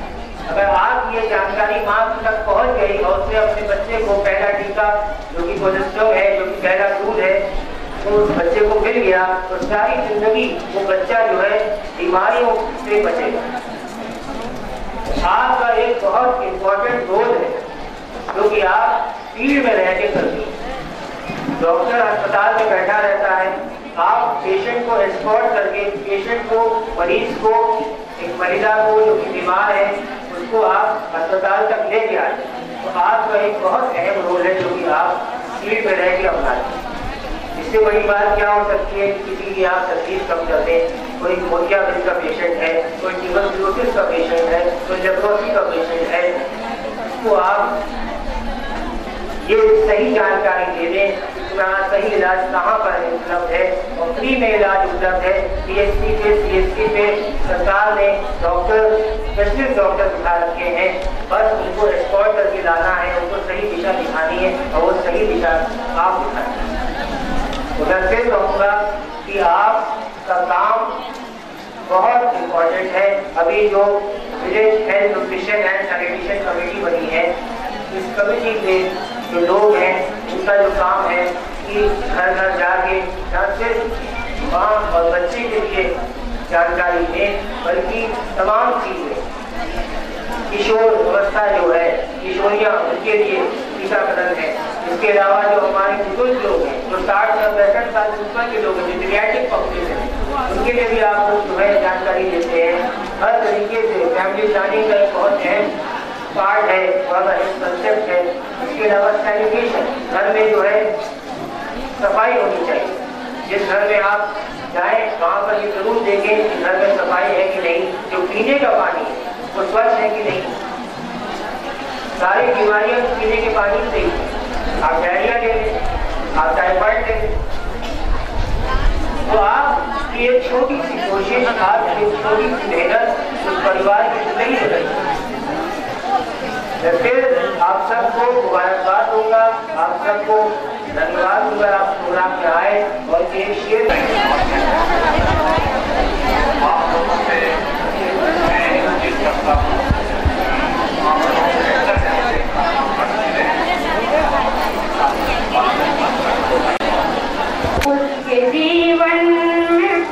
उसके जीवन की बढ़िया महकती रहे, शादी करने की जल्दी न करना कभी, उस पर ये ढाने से क्या फायदा, अपने बच्चों की छोटी उम्र में भला ऐसी शादी रचाने से क्या फायदा, बेटा बेटी में अंतर न करना कभी, मेरी बातों को सुन लो ये बहनों सभी, बेटी बेटा में अंतर न करना कभी, मेरी बातों को सुन लो ये बहनों सभी, दोनों फूले हमारे ही आंचल के हैं, दोनों फूले हमारे ही आंचल के हैं, इनका जीवन गंवाने से क्या फायदा, अपने बच्चों की छोटी उम्र में भला ऐसी शादी रचाने से क्या फायदा, बेटी 18 की बेटा 21 का हो, शादी करना सभी सुनो बातों को, तन मन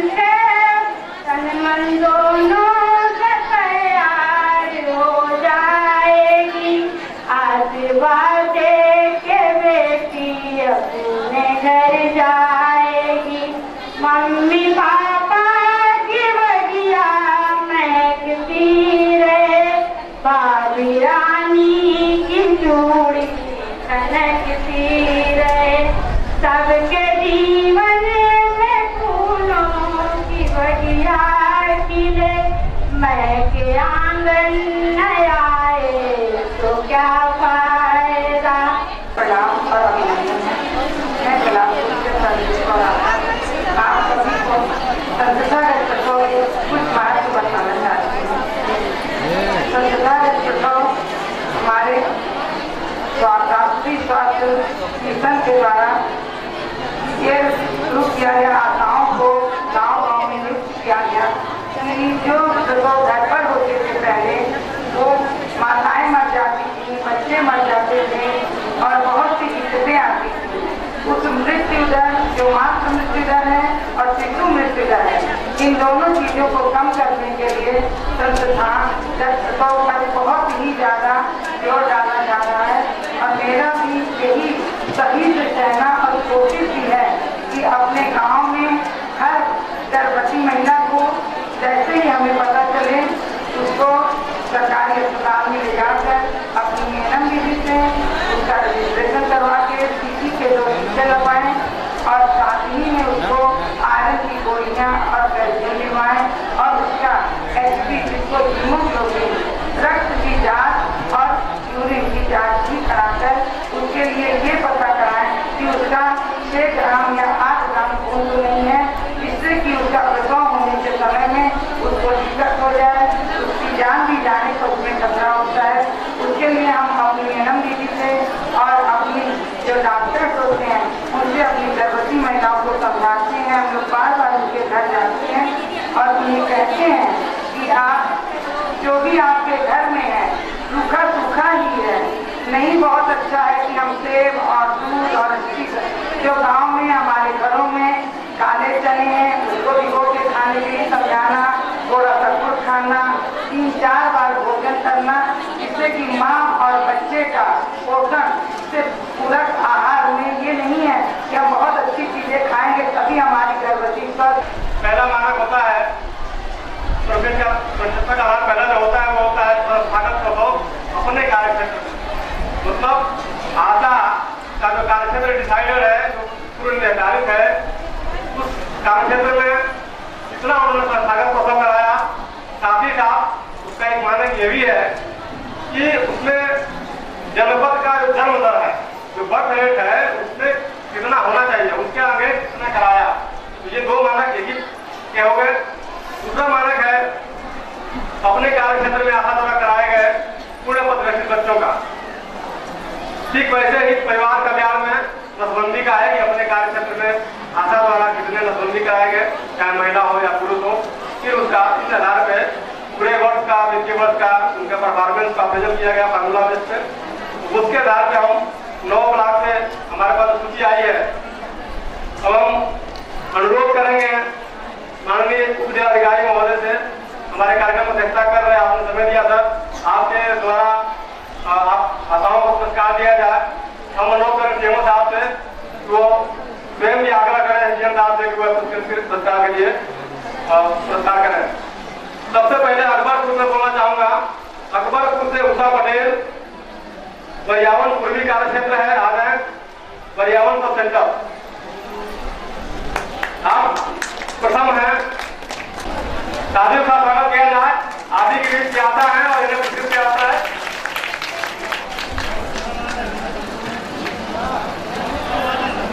दूसरे नंबर पे आज तैयार है ललिता, संग्रामपुर कार्यक्षेत्र है अकबरपुर से, जो दूसरी विजेता है। दूसरे नंबर पे है आपका भी सब सेंटर इमामपुर है। आप द्वारा पिछले वित्तीय वर्ष में 11 प्रसव कराए गए हैं। आपका कार्यक्षेत्र 628 रहा है। इसमें आपने 18 पूर्ण पदग्रस्त बच्चों कराया है और 5 नसबंदी कराया है। आप आए और पुरस्कार प्राप्त करें। तालियों स्वागत करते रहे आप ही के बीच क्या सम्मानित की जा रही है। तीसरे नंबर पे रामावती अकबरपुर से, इमामपुर सब सेंटर, इमामपुर कार्यक्षेत्र। आप भी आए पुरस्कार ग्रहण करें। इसके बाद बिहार तैयार रहे। बिहार में श्रीमती गीता सिंह, तिघरा कार्यक्षेत्र है, आप भी आ जाए। दूसरे नंबर पे अब रामावती जी पुरस्कार ग्रहण करें। अकबरपुर तीसरा पुरस्कार प्राप्त किया आपने। गीता सिंह बिहार से प्रथम पुरस्कार विजेता है। दूसरा पुरस्कार विजेता सुनीता है, सरसूपुर कार्य क्षेत्र है, आप भी आ जाए। सुनीता तृतीय पुरस्कार विजेता है। मीना मौर्य दूसरा पुरस्कार विजेता है, आप भी आ जाए। गीता सिंह प्रथम पुरस्कार विजेता बिहार से। तालियां कमी ना हो प्लीज, ये वक्त में एक बार ऐसा मौका आता है कि हम सम्मानित कर पाते हैं। मीना मौर्य बिहार से दूसरा पुरस्कार विजेता। सुनीता सरसूपुर तीसरा पुरस्कार विजेता।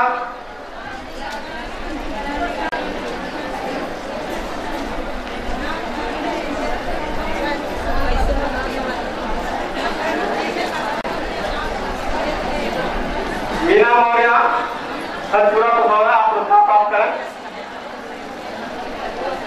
मीना मौर्य बिहार से। सुनीता तृतीय पुरस्कार विजेता बिहार से। इसके बाद जलालपुर तैयार है, परमजीत कौर प्रथम पुरस्कार विजेता है, आप भी आ जाए। जलालपुर परमजीत कौर प्रथम पुरस्कार विजेता। कंचन शुक्ला सेठा कला छोटा द्वितीय पुरस्कार विजेता, आप सब लोग आ जाए एक साथ। कंचन लता पतियाना द्वितीय पुरस्कार विजेता जलालपुर।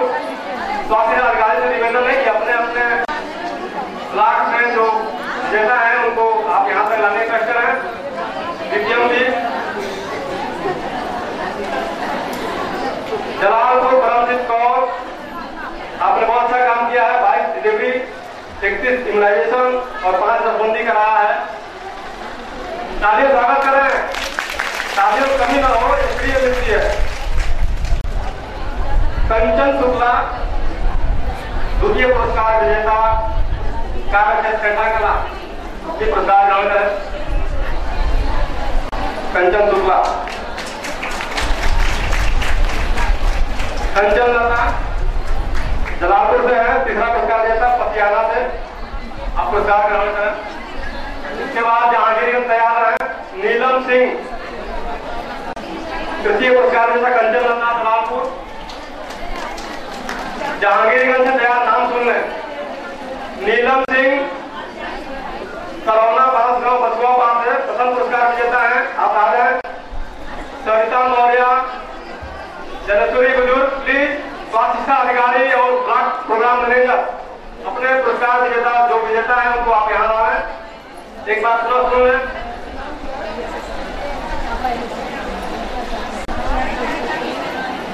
ललिता पुरस्कार विजेता ये तो है ही। अकबरपुर स्वास्थ्य अधिकारी देखें, ललिता वो भी आएंगी, ये भी है। वो ललिता है संग्रामपुर क्षेत्र की, आप संग्रामपुर प्लीज। जहांगीरगंज में प्रथम पुरस्कार नीलम सिंह कार्य क्षेत्र सरौना बांसगांव। द्वितीय पुरस्कार सरिता मौर्य जनेश्वरी बुजुर्ग, प्लीज जल्दी करें। तीसरा पुरस्कार ममता तेंदुआई कला। इसके बाद रामनगर सुनने रेखा शाहपुर और प्रथम विजेता।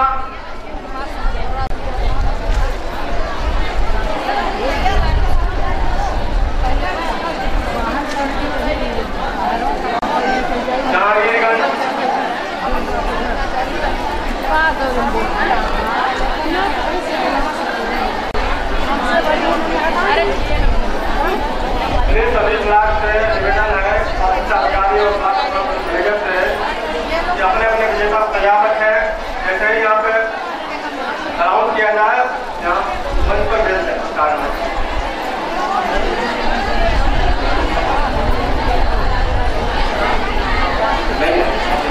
जहांगीरगंज से श्रीमती नीलम सिंह सरौना बांसगांव बदुआबाद प्रथम पुरस्कार।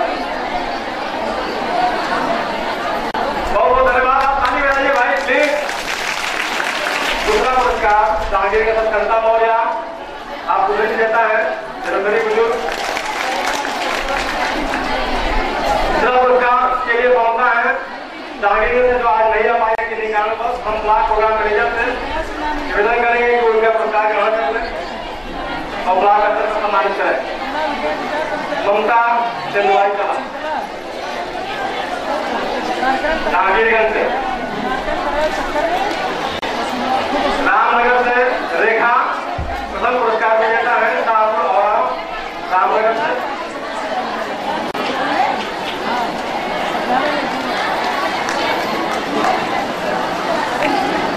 दूसरा पुरस्कार ताली बजाते हैं।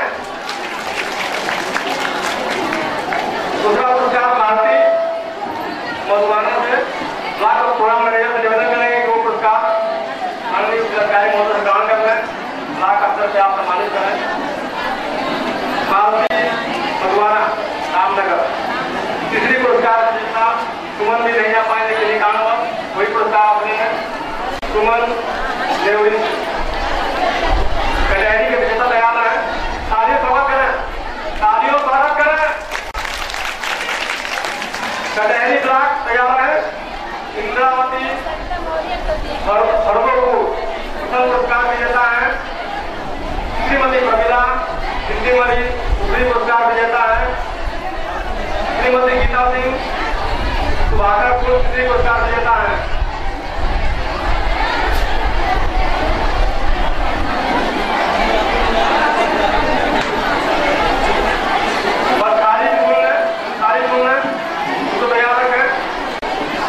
श्रीमती निर्मला देवी जबलपुर से है प्रथम पुरस्कार विजेता।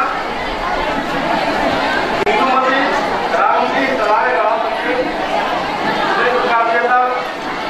श्रीमती शीला बसारी है मुजफ्फरपुर बनपुरवा। प्लीज आप निवेदन है कोई आता जाए नहीं, भोजन करने के बाद जाए, लंच प्राप्त कर लें और पुरस्कार वितरण 5 मिनट 10 मिनट के अंदर हो जाएगा। उसके बाद आप जाएंगी। प्लीज आप तब तक रुके रहें। इसके बाद सांस्कृतिक प्रोग्राम होने बाकी है।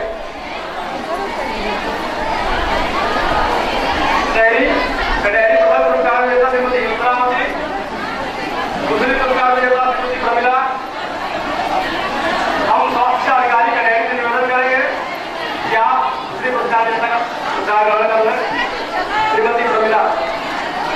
तीसरी पुरस्कार विजेता गीता सिंह कटहरी। तीसरा पुरस्कार ताली स्वागत है भाई मारियो बसखारी।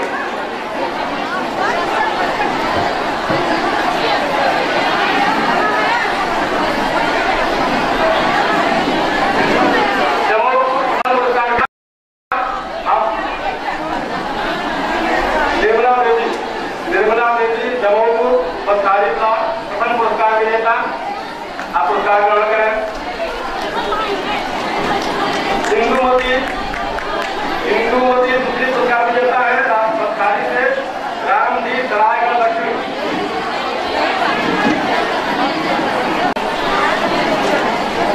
शीला देवी तीसरी पुरस्कार विजेता है, आप याद है। इंदुमती रामजी सराय दूसरी पुरस्कार विजेता ब्लॉक बसखारी। ताली आपको आगे बैठा है। शीला देवी बसखारी है, आप अधिकतर महोदय साहब थोड़ा सा मालिक करें। ब्लॉक भीटी सरिता पांडे बहुत अच्छा कार्य किया पिछले वर्ष प्रथम पुरस्कार प्राप्त कर रही है। तालियों स्वागत करें, तालियों स्वागत करें। सुनीता सिंह समन्वय कार्यक्षेत्र है भीटी ब्लॉक से, आपने दूसरी पुरस्कार पाया है। उसके कार्य के आधार पर पुरस्कार प्राप्त करें। पूनम तिवारी नहीं आ पाई है। हम स्वास्थ्य अधिकारी से अनुरोध करेंगे कि आप ये पुरस्कार प्राप्त करें, ब्लॉक अध्यक्ष सम्मानित करें। नालंदा से तैयार हो जाए। तारा यादव प्रथम पुरस्कार विजेता नालंदा विकास खंड टांगा। आप सुनिए अपना नाम प्रथम।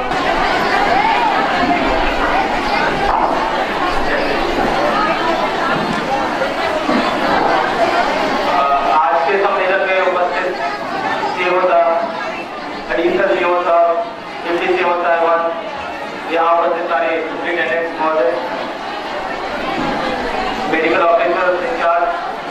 मेडिकल ऑफिसर, सारे अधिकारी एवं कर्मचारीगण, उपस्थित पत्रकार बंधुओं और यहाँ उपस्थित विभिन्न ब्लॉकों से आए हुए हमारे आशा वर्कर, जैसा कि मुझे अवगत कराया गया सीएम साहब द्वारा कि आज का जो 23 अगस्त है, आज के दिन ही हमारे देश में 2005 में national rural health mission programme लागू हुआ था। इस प्रोग्राम का ये जो शासन की एक महत्वाकांक्षी योजना थी, इसमें इसका मुख्य उद्देश्य था हमारे देश में स्वास्थ्य सेवाओं को बेहतर रूप से प्रेजेंट करना और जो स्वास्थ्य सेवाएं हमारे यहाँ हैं उसे ग्रामीण क्षेत्रों तक ही ले जाना। जैसा WHO की डेफिनेशन में कहा गया है, हेल्थ की डेफिनेशन है, health is not merely the well being of body but the well being of mental, social and spiritual wellbeing. तो इस दिशा में मुझे लगता है कि आशा बहुएं जो है हमारी जो कार्य कर रहे हैं, इनका एक महत्वपूर्ण योगदान है, क्योंकि इनका मुख्य कार्य जो होता है वो रूट लेवल पे, ग्राउंड लेवल पे होता है। आपके द्वारा ही गांव-गांव में जाके गांव वालों को जो कि सबसे ज्यादा नीडी, जो सबसे ज्यादा जिनको आवश्यकता है हमें हेल्थ केयर सुविधाओं की, लैक्टेटिंग मदर्स हो गई, महिलाएं और जो नवजात शिशु होते हैं उनको बेहतर स्वास्थ्य सुविधाएं प्रदान करना आपका एक महत्वपूर्ण काम है। और जैसा कि आप सभी लोग जानते हैं कि अगर महिलाएं, माताओं की, गर्भवती माताओं की और हमारे यहाँ जो नवजात शिशु हैं, ये देश का भविष्य होने वाले हैं, अगर इनको बेहतर स्वास्थ्य सुविधाएं दी जाएंगी तो ये स्वस्थ और अच्छी तरीके से इनका पालन पोषण होगा और यही आगे जाकर देश का भविष्य बनेंगे। तो देश के भविष्य की जो एक चाबी है, उज्ज्वल भविष्य की चाबी मुझे लगता है आशा बहुओं के अंदर है, आशा बहुओं के पास है। तो आप सभी लोगों से यही उम्मीद रहेगी कि आप लोग अपना काम बेहतर तरीके से, बेहतर ढंग से करेंगे। और आशा जो executive social health care activist, जो ये नाम दिया गया है आशा, इसका जो नाम भी है ये भी एक बहुत ही चुन के दिया गया है। आशा का मतलब होप की होता है, आशा। तो आप लोग आशा केवल आशा बहुएं ही नहीं, देश की भी आशाएं हैं। तो मुझे लगता है आप लोग जो देश की किस तरीके से ग्राउंड लेवल पे जाके सेवा करती हैं, तो इससे आपका जो आशा नाम जो है वो भी सार्थक होता है। इसके अलावा आशा मतलब महिलाएं, मुख्यतः महिलाएं भी होती हैं, और जैसा आप सभी लोगों को पता है हमारे देश में महिलाओं की भी स्थिति बड़ी नाजुक है इस वक्त। उनका एजुकेशन में भी परसेंटेज देखा जाए तो एवरेज से कम होता है। इनकी जो शिक्षा दर है वो पुरुषों की अपेक्षा कम है। उसके अलावा जो लिंगानुपात है, सेक्स रेशियो, ये भी कम है। और उससे भी बड़ी जो समस्या हमारे देश में है वो कन्या भ्रूण हत्या की है। तो आप सभी लोग पढ़े लिखे हैं, इस देश के प्रोग्रेसिव फोर्स हैं और स्पेशली महिलाएं हैं, तो ये दर्द जो है महिलाओं का, ये आप लोग अच्छे से समझते हैं। तो मुझे उम्मीद नहीं, पूरी आशा है, आशाओं से पूरी आशा है कि आप लोग गांव में जाएंगी तो महिलाओं की जो स्थिति जो खराब हो रही है इसके बारे में गांव वालों को भी जागरूक करेंगी और महिलाओं के साथ साथ हमारे बच्चों की जो स्वास्थ्य जो कंडीशन है उसे सुधारने में मदद करेंगी। आप सभी लोग यहाँ आए, प्रतिभाग किया, इसके लिए बहुत बहुत धन्यवाद। और सीएमओ साहब, एडिशनल सीएमओ साहब, सारे ऑफिसर का भी बहुत बहुत धन्यवाद जो आप लोगों ने मुझे ये गोल्डन अपॉर्चुनिटी दी, मैं यहाँ आऊँ,